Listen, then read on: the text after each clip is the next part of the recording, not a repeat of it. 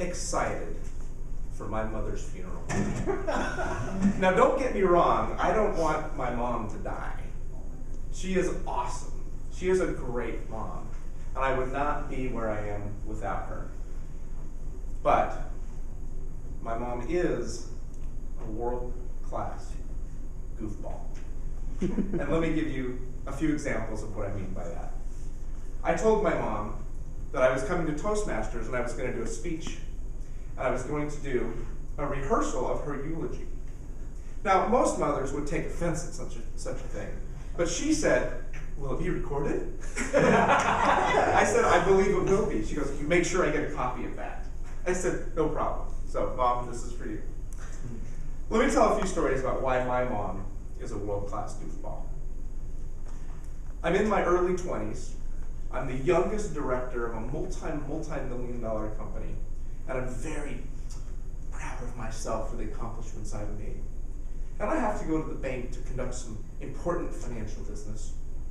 And my mom decides to tag along with me. That's fun. Now, the bank had just been built, beautiful, beautiful new building, mahogany wood, crystal chandeliers, just a beautiful, elegant, hand-carved wood, and just a beautiful place. Go up, and the counters were, well, maybe this high, with hand-carved wood, and then, in between was the windows about every 5 feet that you step up to conduct your financial business.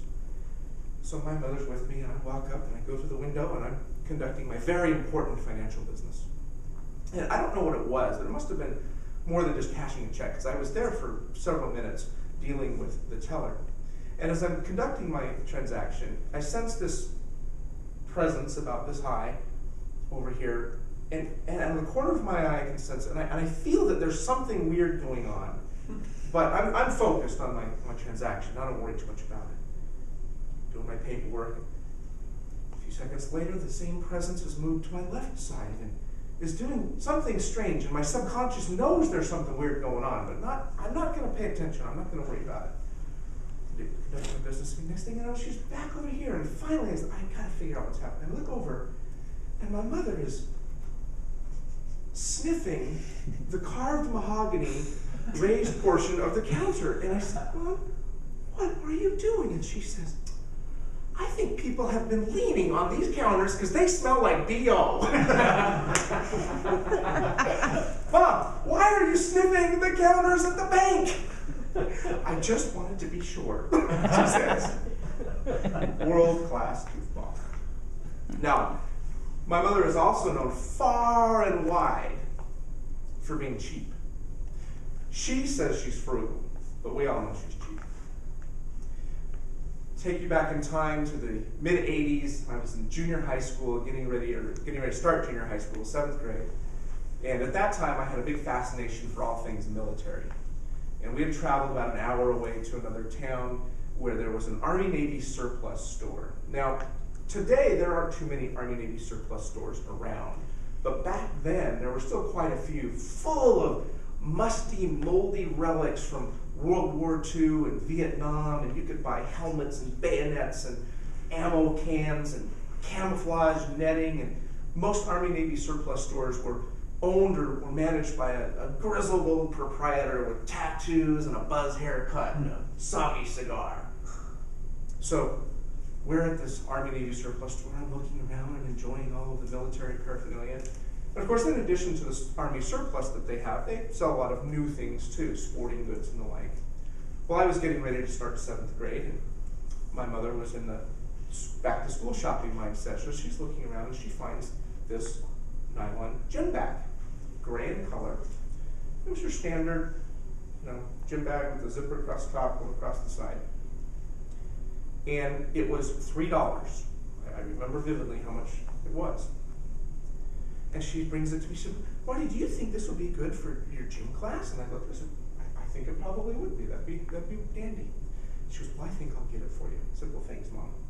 So she walks up to the counter, to the grizzled old proprietor with the cigar sticking out of his mouth, and she holds up the gym bag and she says, "I'm thinking about buying this for my son, but I'm wondering, is there any kind of warranty on this? and the grizzled proprietor, through his cigar-stained teeth, says, it's a $3 gym bag. What do you want? Now, as a teenager, everything your parents do is completely embarrassing, but can we all agree that was pretty mortifying? World-class goofball, that's my mom. This next story takes place in Phoenix, Arizona. Now, we lived in Salt Lake City, Utah, and we had tickets to go to Hawaii and spend a week there visiting some relatives that we have living in Hawaii and spend some time on the beaches of Waikiki. And I was, by this time, a little bit older teenager, and I was traveling with my mom to visit these relatives that we had. Well, my mom is very, very prone to motion sickness. She, on a plane, in a car, she gets motion sickness very, very easy. What's the antidote for motion sickness? A little pill you can take. Anybody know? Dramamine. Dramamine. Thank you very much. Anybody ever take Dramamine and have a side effect from it? Oh yeah. What's the side effect? Dizziness. Okay. Blurred vision. What else? Sleepiness. Sleepiness. Thank you, Jesse. Or drowsiness. Dramamine can make you very sleepy. Well, for my mother, it makes her really, really sleepy. And it's a well-known fact in our family that if my mom's coming to visit you and you're picking her up at the airport, she will be completely stoned out of her gourd when you pick her up at the airport. So just pour her into the back seat, drive her home, put her to bed, and then you can visit with her the next morning, because she is pretty much out of commission when you pick her up at the airport. Well, we were going to Hawaii, and we had found flights, I'm sure Mom used a coupon for this, that routed us through Phoenix with a 7-hour layover before it went on to Honolulu. So we land in Phoenix, Arizona, about 10 o'clock in the morning, and said, well, we don't want to just stay in the airport for 7 hours. We should go exploring and find something to do. So, that's a great idea, Mom. Well, she had taken her Dramamine for that first leg of the flight. She was oddly conscious.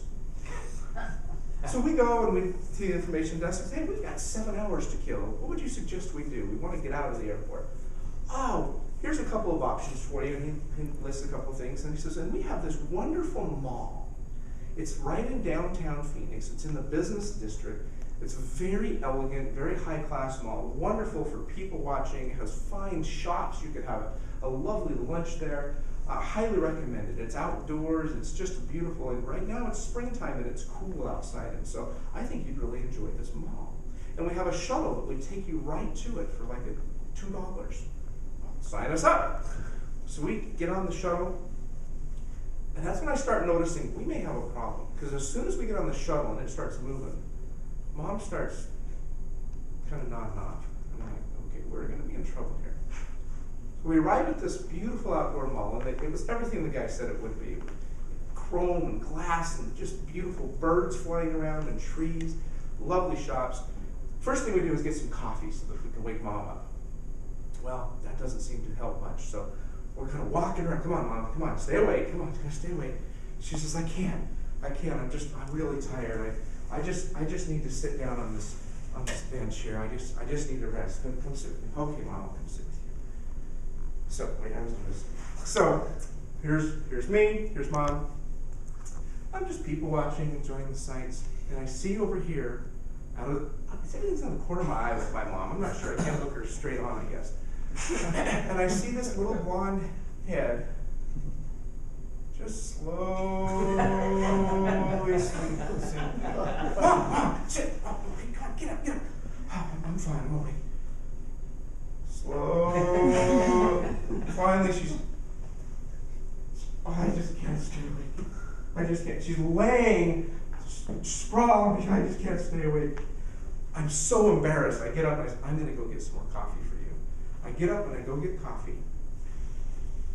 And I come back and here's Mom.